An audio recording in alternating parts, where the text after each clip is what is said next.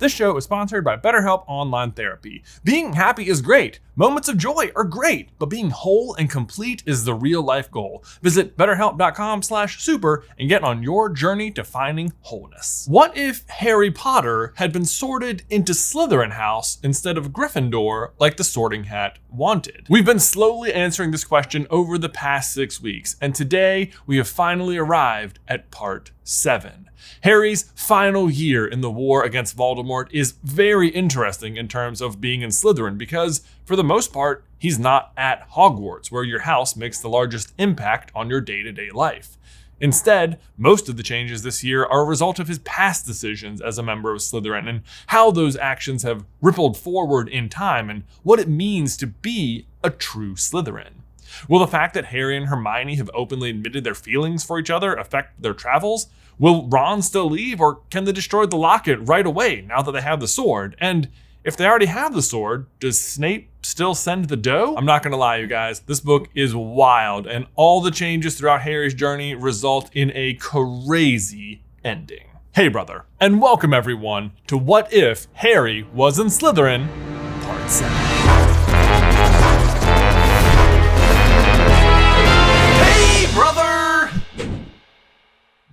All right, let's do this. Deathly Hallows, of course, kicks off not with Harry, but over at Malfoy Manor, where Voldemort is having the world's worst snack party ever. By which I mean he just brought a snack for the snake and none of the Death Eaters, who as a result are all just famished. Anyway, the meeting is actually about how they're going to capture Harry on or before his birthday when the Order tries to move him. And more or less, all the same things are discussed, but there are a few differences. First off is Snape, who, if you will recall, in Part 6, had his hand sliced off and his wand destroyed by Harry casting Sectum Sempra. But Snape is not still handless. Instead, much the same as Wormtail was rewarded a brand new hand for capturing Harry Potter, Snape has also been awarded a silver hand for killing Albus Dumbledore. Voldemort still takes Lucius's wand, essentially making him one of the wandless and basically a third-class citizen. And he checks with Snape that Snape has procured a new wand for himself, which he has. The Malfoys, as usual, are pretty much just over Voldemort at this point. But the big change is that Draco has already sort of been over Voldemort for like 5 years now. In fact, if you will recall, on top of the astronomy tower, Draco actually accepted Dumbledore's offer to hide his entire family, which might have felt a little irrelevant at the time because Dumbledore died like a minute later, but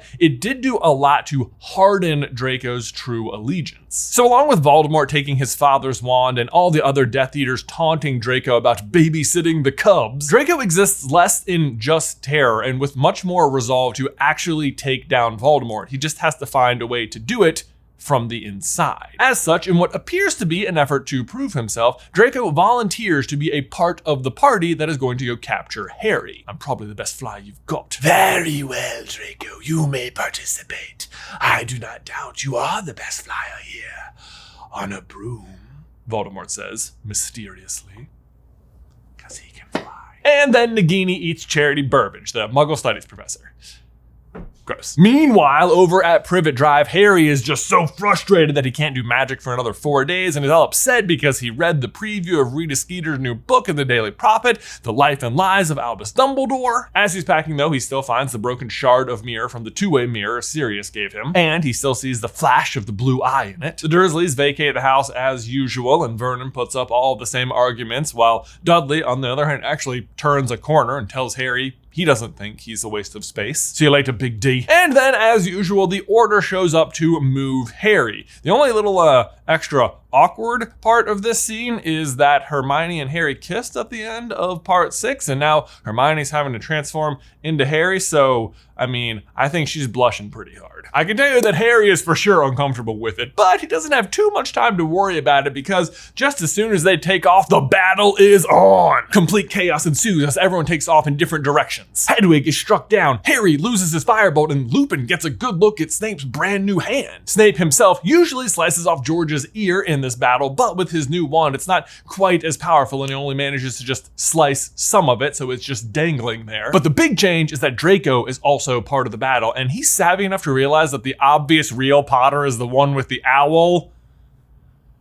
Duh. Therefore, Draco pursues the correct Potter and tries to take advantage of the chaos to make Harry's journey as easy as possible. But there's only so much he can do. Harry still gives himself away by casting Expelliarmus, and Voldemort still shows up, and when he tries to kill Harry, Harry still shoots the golden flames at him. This act destroys Lucius's wand, and typically Voldemort then tries to take Selwyn's wand so he can attack Harry again. But this time, Selwyn is not there, because in the confusion of all the golden fire, Draco takes advantage and fires Sectum Sempra, slashing Selwyn's face. It sounds really risky, but Draco correctly trusts that Voldemort and the Death Eaters will just assume this was Harry attacking with dark magic because it's exactly the same spell he used on Snape just a couple months ago. Shortly after this, Harry of course crash lands at the Tonkses before portkeying over to the Burrow where Hermione is waiting with an extremely worried embrace and kiss. As we mentioned, George's ear actually hasn't been severed off completely, and he actually starts sporting some really cool earrings to make it look like it's still in the right spot. But as more and more people arrive at the Burrow, they do eventually learn that Mad Eye was still killed at the hands of Voldemort during the battle. Who then Harry sees inside the head of and finds out that Voldemort is torturing Ollivander, accusing him of lying to him about the twin cores and how Lucius's wand would defeat Harry. And Hermione, for one, is not pleased that Harry can see into Voldemort's head. But you know what? It's okay because it's wedding time! And this goes about the same as usual. Molly tries to separate Harry, Ron, and Hermione so they can't plan anything, but eventually they do all meet up in Ron's room where the sword of Gryffindor is just glistening in the sunlight next to the window. Admiring it, Harry goes to pick up the sword and can't help but notice that even though it's sitting in the sun, it's kind of hot to the touch. Hermione also goes over how you destroy a Horcrux, mentioning of course basilisk venom like Dumbledore and Harry used on the ring. And this time she actually brings up Fiend Fire right away, just like Ron fought off with the sword at the end of the last year. She explains this would be effective, but whether they like it or not, Snape is an incredibly accomplished wizard who knew what he was doing with Fiend Fire, and it would be way too reckless and dangerous for them to even attempt it, even if they thought Ron could take down some of the fiery monsters with the sword. Well, the good news is we still have the basilisk, so we can still destroy them.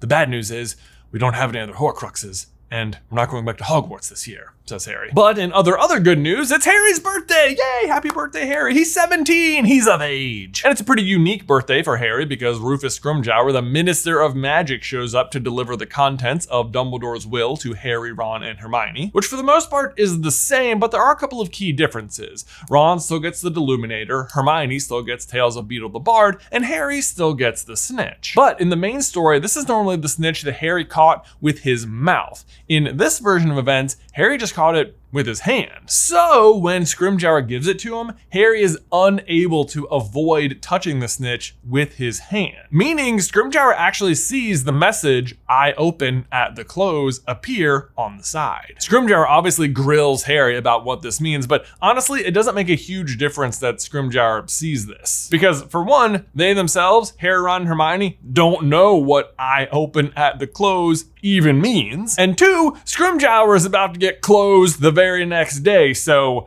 I don't know, I guess his final 24 hours he lives knowing that his theory that Dumbledore was passing messages to Harry was correct. But the other obvious big change here is that Dumbledore typically tries to leave Harry the sword, but obviously he doesn't this time because Ron already has it. And this is kind of a big one because in the main story, they eventually realize the sword is how Dumbledore intended them to destroy Horcruxes. But this time it wasn't even in play before Dumbledore died, so he couldn't have ever even left it to them. It also means, as far as Harry, Ron, and Hermione are concerned, that there's no obvious way Dumbledore left them for how to destroy the Horcruxes, I guess, other than the basilisk. And that point in particular, I'll warn you now, comes up later. But enough of wills and death and such, it's time for the wedding! Harry, as usual, takes some Polyjuice potion and has to become Barney Weasley for the occasion, and also as usual, Luna gets bit by a garden gnome on her way in, and her father is just so thrilled about it. "Luna, my love, if you should feel any burgeoning talent today, perhaps an unexpected urge to sing opera or to declaim in Mermish, do not repress it. You may have been gifted by the Gurnumblies." I know what you're thinking. Guys, you could have changed anything about the story and you included the Gurnumblies. Yeah, You'll see. Crumb is, of course, also at the wedding as usual, and I guess still interested in Hermione, but it's not really as much of a jealousy thing here since Harry and Hermione are much more established than Hermione and Ron typically are at this point. But Crumb does still point out the symbol of the Deathly Hallows that Xenophilius is wearing and describes it as Grindelwald's mark. The other sort of fun thing here is that normally Crumb also notices how attractive Ginny is, and Harry shoots him down, but I don't really see why Harry would shoot him down, so Crumb dances with Ginny at the wedding. And on that note, on the whole, the wedding itself is a really great calm before the storm. Harry and Hermione are able to happily spend time together. Ron notices Luna dancing by herself and asks if she wants a partner.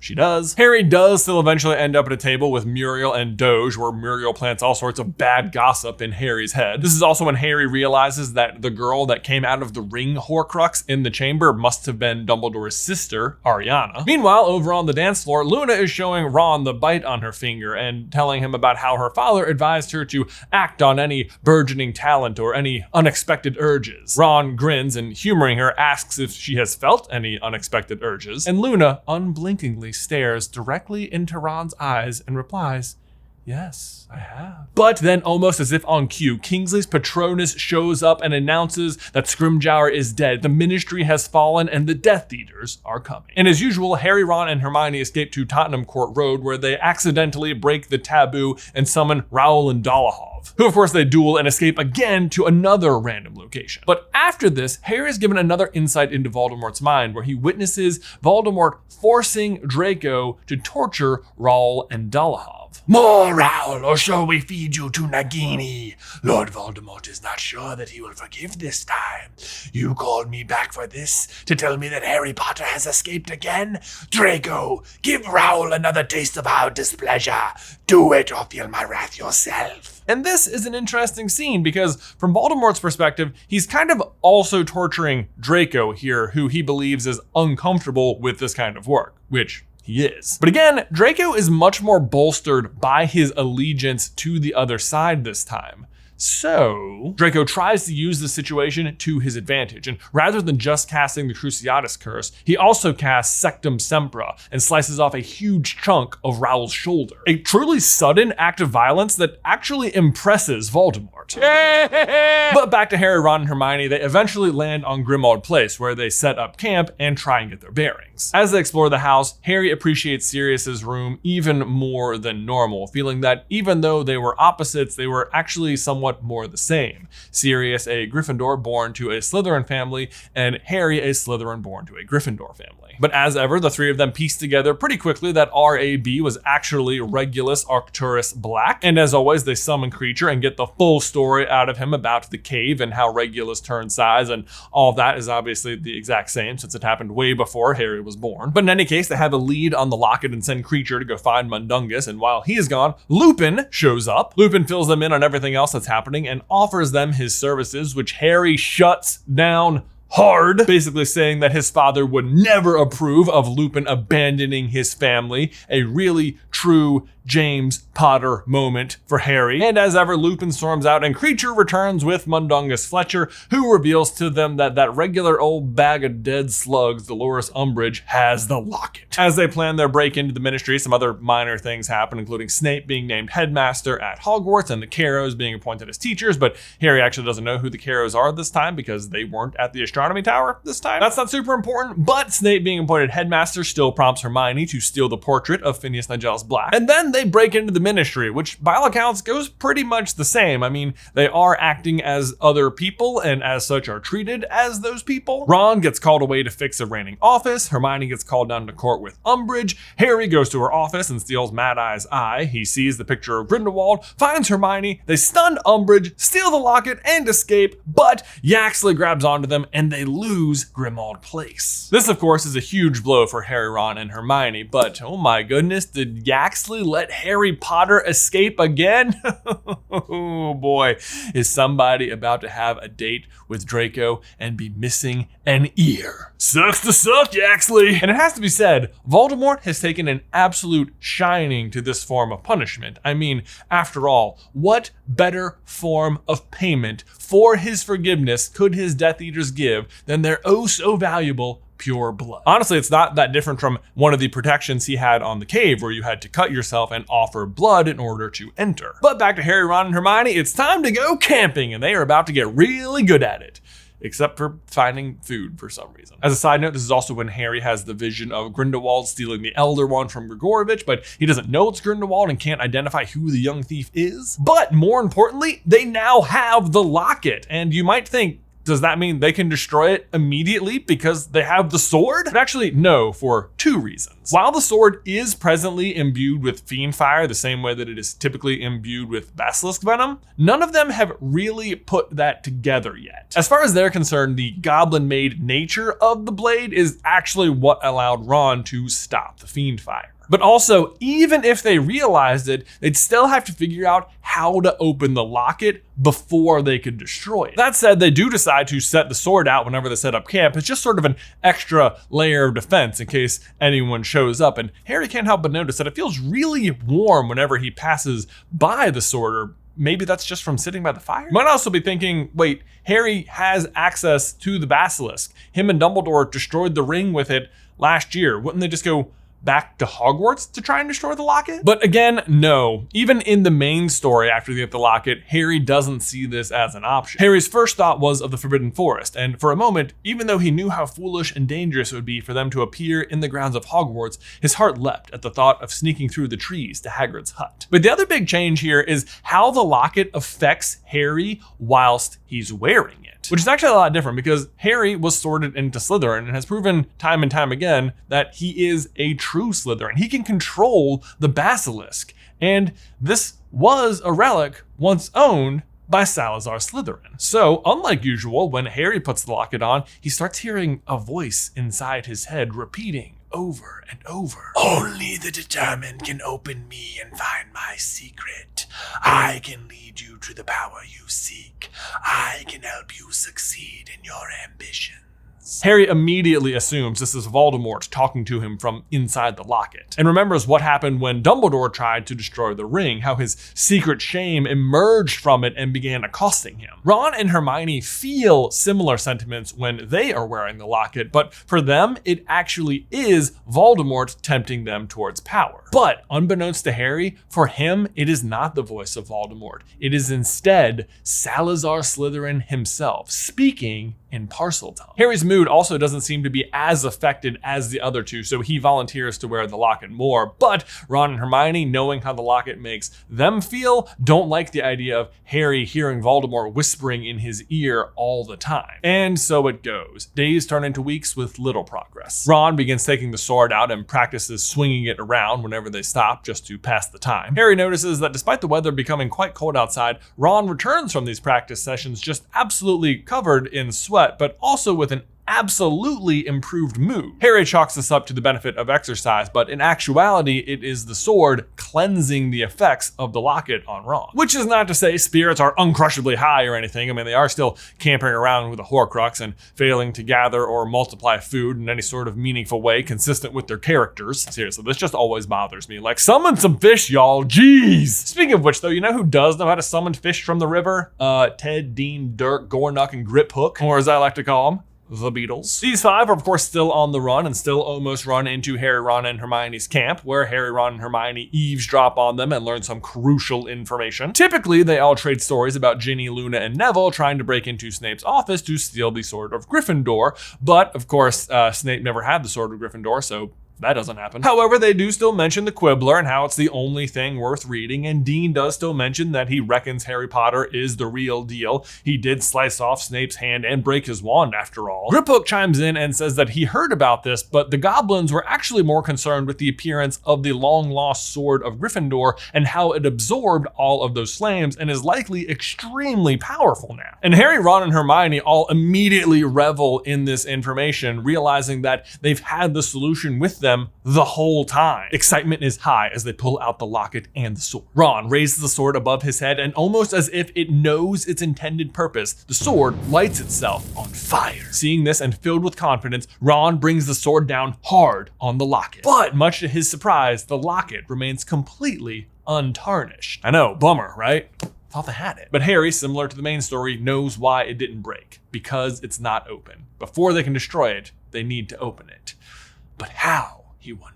As Harry ponders this question over the next few days, he watches Ron, who is practicing lighting the sword on fire on command, and reflects on what a true Gryffindor Ron really is. He stares at the locket, wondering how to open it, really taking in the large ornate S, and then realizes with a start that the locket used to belong to Slytherin. Now, of course, they always knew this to be true, but the entire time they've had it, Harry has been treating it as nothing but a possession of Voldemort's. But with this new brain blast, he thinks back to what Hepzibah Smith said about the locket and the cup, that they're supposed to have all sorts of different powers that she never tested. Which then makes Harry realize the locket must have had powers before it was a Horcrux. Could it still? And what would those powers be? What would Salazar Slytherin have used the locket for? To hide something? But what did he have to hide? But Harry's brain was racing ahead. He knew the answer before he even finished the thought. The Chamber of Secrets! The Basilisk! Parselmouth! It's Slytherin! The voice I'm hearing, it's not Voldemort, it's Slytherin!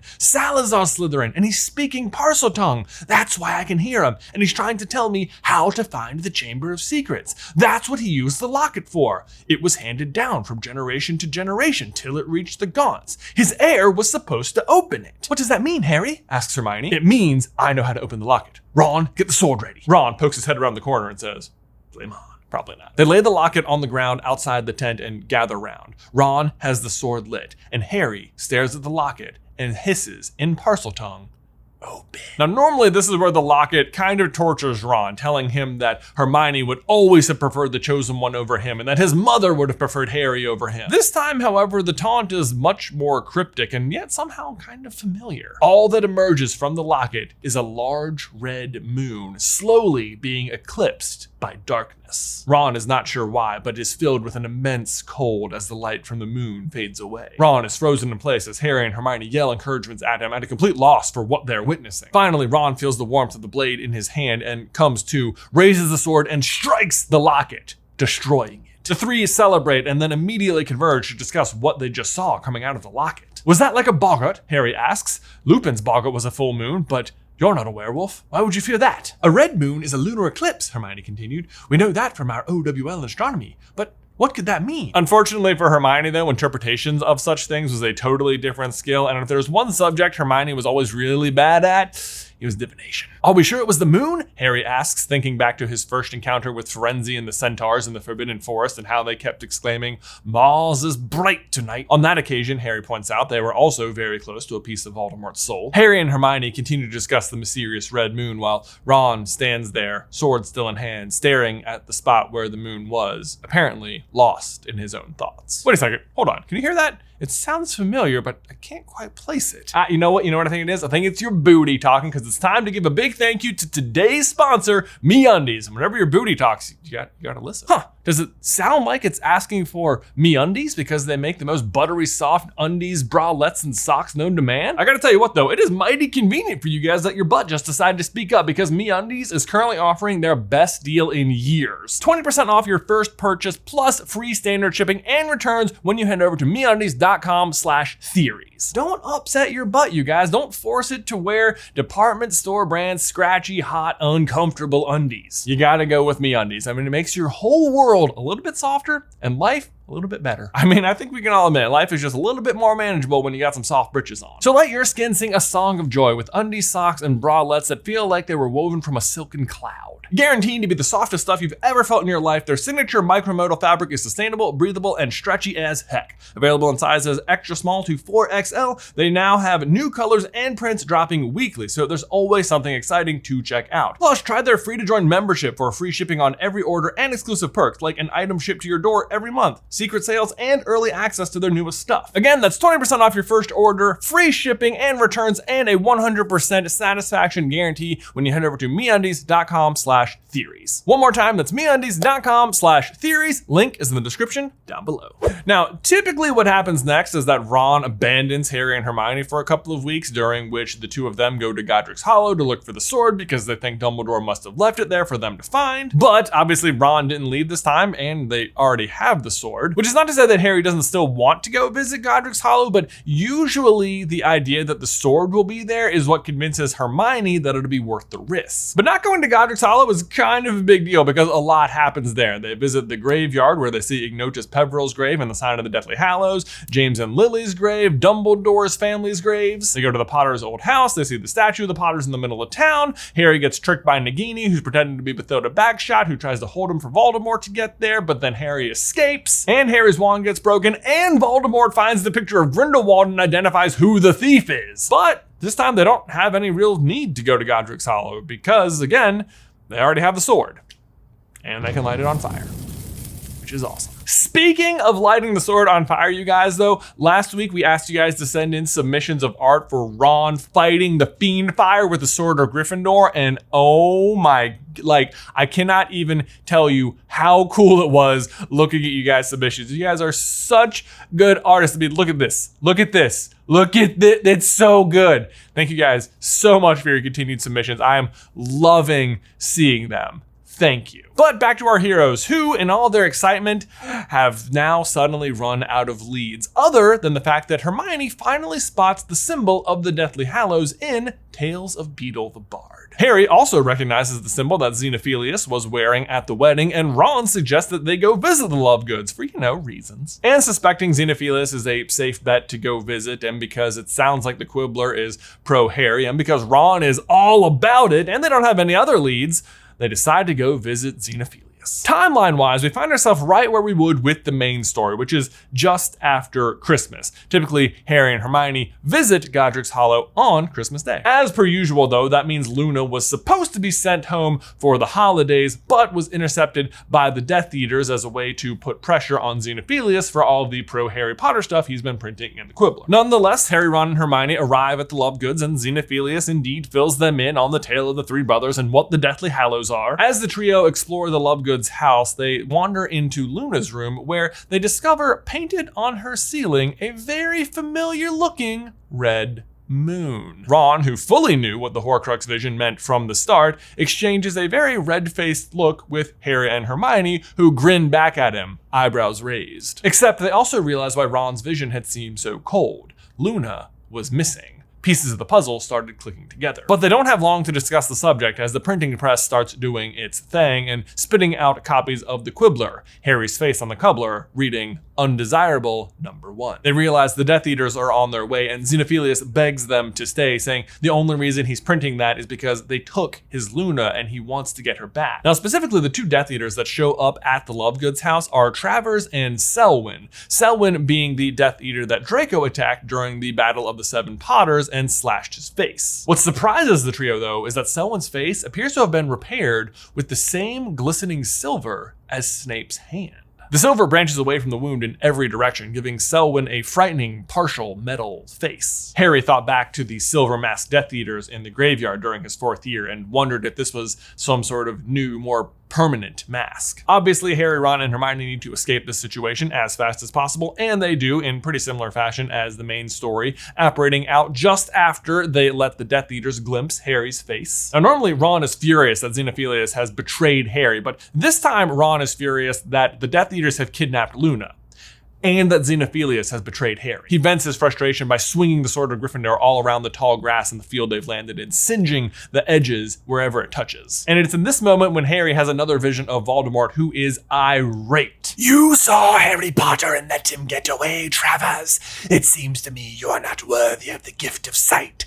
Draco, relieve Travers of his eye. Almost unbelievably, in the middle of this tirade, Harry, Ron, and Hermione hear, of all people, Luna's voice. But being stranded in the middle of nowhere, they look around thinking there's no way Luna can somehow be here. They hear the voice again, and this time Harry and Hermione look directly at Ron, thinking the voice somehow came from him. Ron reaches into his pocket and pulls out the Deluminator. The three look on in awe as Luna's voice emits faint but clear from the small device. My friend Ron had one of those. He fought a giant fiery snake with it. Confused, Ron clicks the Deluminator, and to their surprise, a small ball of light emerges and enters Ron's chest right next to his heart. Ron gasps, I know what to do! And then, without warning, disapparates, and Ron is gone. Harry and Hermione stare at each other, absolutely dumbfounded. Where had Ron just gone? How was he going to find them again? They call his name out over and over, Ron, Ron, but darkness is falling and they realize there's simply no hope of him hearing them. Ron? Crack!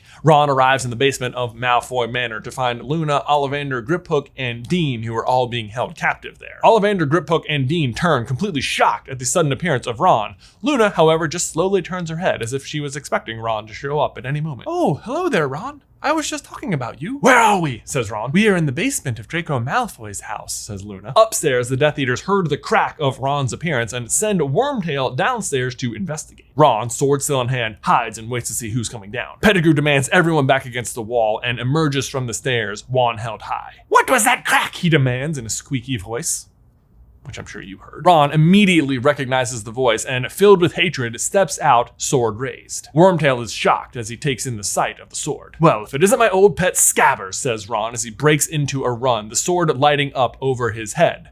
Gotta say, he's getting really good at this. But Wormtail reacts quickly. Expelliarmus! Ron is blasted backward, the sword of Gryffindor landing at Pettigrew's feet, who picks it up and reads the name on the sword with a greedy look in his eyes. So, this is the sword that stopped Severus's fire.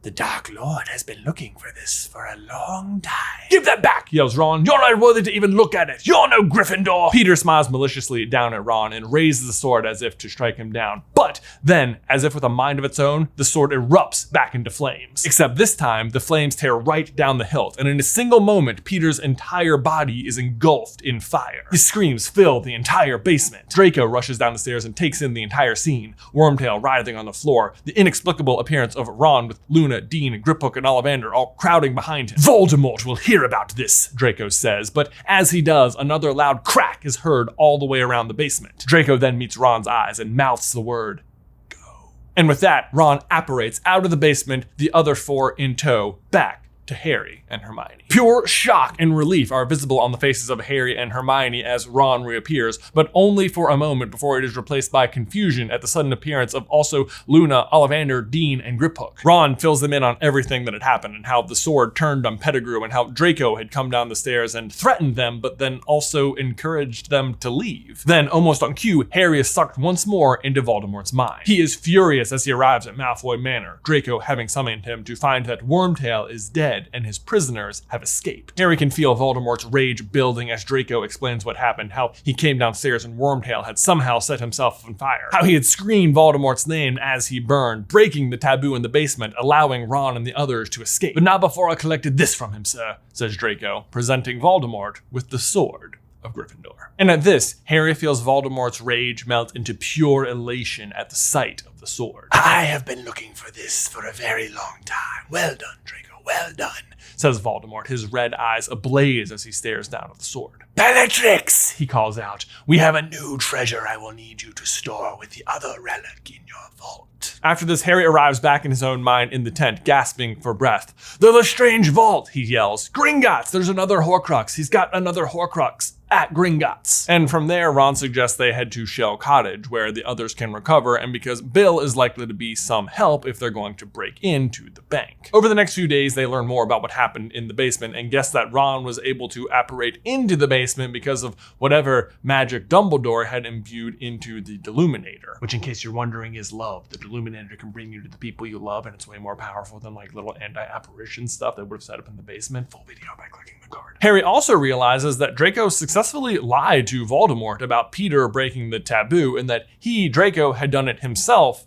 to help them. Now, one big difference about the group arriving in Shell Cottage is that usually Harry is really pressed for time because they went to Godric's Hollow and Voldemort was able to learn the identity of the thief. But this time Harry is not so pressed for time, so he's able to question Ollivander at his leisure and confirm the existence of the Elder Wand, which prompts Harry to have his usual vistas of truth opening up to him from every direction, where he suddenly realizes exactly what Dumbledore wanted him to do and to collect the Deathly Hallows to defeat Voldemort. Harry realizes that the wand is for sure real, the cloak is for sure real, and after remembering Marvolo Gaunt and the ring, is positive the Resurrection Stone is real too, and that Dumbledore must have given it to him inside the snitch. Now, normally Hermione shoots all this down pretty hard. But there are a few things that are different this time. Usually, Dumbledore tried to give them the sword via his will, which they figure out was his intended way for them to destroy Horcruxes. This time, however, Dumbledore died before the sword ever appeared. Harry reasons out in his own mind that Dumbledore was trying to point them towards the Elder Wand because it has the power to destroy Horcruxes. And that's why they need it. Xenophilius is the one who told them about the Horcruxes, and now Luna is with them at Shell Cottage, so they also ask her if there's anything else she knows about the Hallows. Well, me and Daddy once visited the grave of Ignotus Peverell in Godric's Hollow when we were harvesting shrivel figs. He and his brothers are thought to have been the original owners of the Hallows, you know. Harry, who has his own reasons for wanting to visit Godric's Hollow, perks up at this information. One of the Peverells is buried at Godric's Hollow. I wonder if Dumbledore could have hidden the wand there. If we're going to break into Gringotts, we're going to need all the power we can get. I'm not sure, says Hermione. Ron, who we know is the one who always wants the wand to begin with, and who is feeling guilty for having lost the sword, their only other way to destroy the Hallows, and who kind of wants to appeal to Luna's beliefs, agrees with Harry. They should go to Godric's Hollow. But if Dumbledore knew where the wand was, why didn't he use it, Harry? Why did he wait all year to destroy the ring with you and the basilisk? Argues Hermione. Dumbledore never wanted power, Hermione. How many times was he offered the job of Minister of Magic? And he always refused, said Harry, thinking back to when Tom Riddle visited Dumbledore in his office asking for a job. But this is Voldemort, Harry. Certainly Dumbledore could have justified the use of the wand to destroy a Horcrux. Or maybe, says Ron, maybe you can't use one Hallow to destroy the other. So you couldn't have used the wand to destroy the ring, could you? Even Harry feels like this is kind of a stretch, but as he wants to go to Godric's Hollow, he goes along with Ron. Yeah, that makes sense. And realizing there's simply no talking them out of it, Hermione agrees on the conditions that they are extremely careful. And over the next few days, they make preparations to go to Godric's Hollow. If we're going to Godric's Hollow, Harry, somewhere I'm sure Voldemort will expect you to go, I think we should disguise ourselves using this. And with a flourish, she produces a vial of Polyjuice Potion from inside her beaded bag.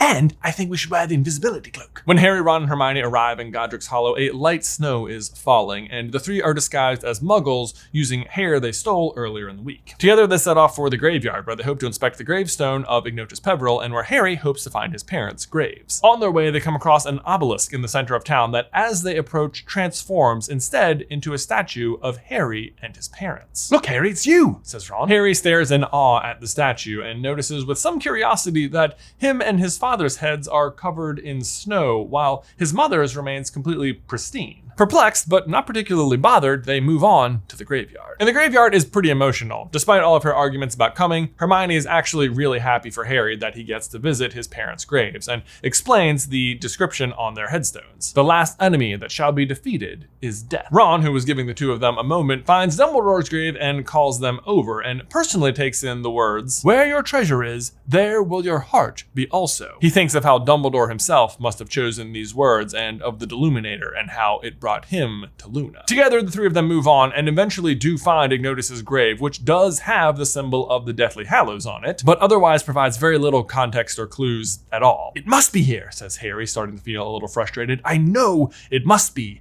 Maybe the words on Dumbledore's mother's grave are a hint? The treasure I seek is the wand. Where is my heart? He says, and looks up at Hermione and gets an idea. My parents' house! The last place we were all whole and together, Harry says. It wasn't hard to locate the remains of the Potter residence. At the end of the row was a dark mass, the wreckage of the former home. And like always, as they approach and touch the gate, a sign emerges from the ground, explaining, "The house is invisible to muggles, but remains in disrepair as a monument to the Potters and the violence that tore apart their family." Tears fall from Harry's face as he reads the graffiti etched into the sign. But then something bright catches Harry's eyes. A silver doe is emerging from beyond the house and approaching the trio. Hermione gasps. "No way," says Ron. Harry himself stood in disbelief, but felt this is it, instinctually knowing the doe was a friend. The doe slowly approaches Harry before bowing its head and turning back towards the house. And without thinking, Harry follows the doe across the gate and towards the front steps of the property. As Harry gets closer, amongst all the decay and wreckage, Harry is surprised to find flowers. Beautiful, tall lilies, standing proud as if they had just been planted there that morning. Harry reaches out to brush the snow off one of the petals when suddenly something else emerges from the flowers. A stem?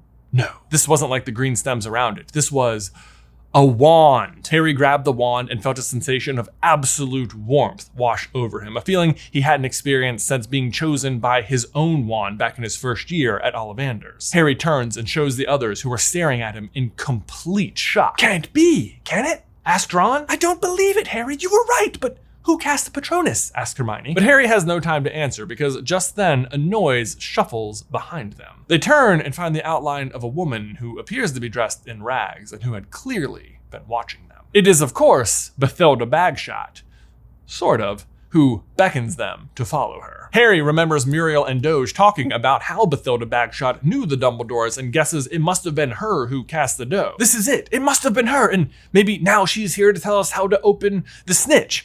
I open at the close. This is the close, the end of the quest. Hermione's not quite sure this totally makes sense, but having been proven so thoroughly wrong just now about the Elder Wand, trusts Harry's instincts and follows. And we all know what happens next. Ron and Hermione stay downstairs while Harry follows Bathilda upstairs. Bathilda turns out to be a giant snake who attacks Harry and calls Voldemort there. Hermione and Ron rush in. Hermione casts a Confringo spell that bounces around and crushes Harry's wand, and at the last second, she manages to apparate the three of them away. Harry, Ron, and Hermione arrive back at Shell Cottage with Harry horribly bitten. Meanwhile, Voldemort screams in fury as Harry escapes, until, that is, he looks down and finds the picture of the thief he's been looking for. Harry awakens the next day to the horrible news that his Holly Wand has been broken. Yeah, but you've got the Elder Wand now, mate, says Ron, trying to console him. But for Harry, this is still not great news. The Elder Wand to him was only ever a means to destroy the Horcruxes. His own wand had held the protection of the twin cores, and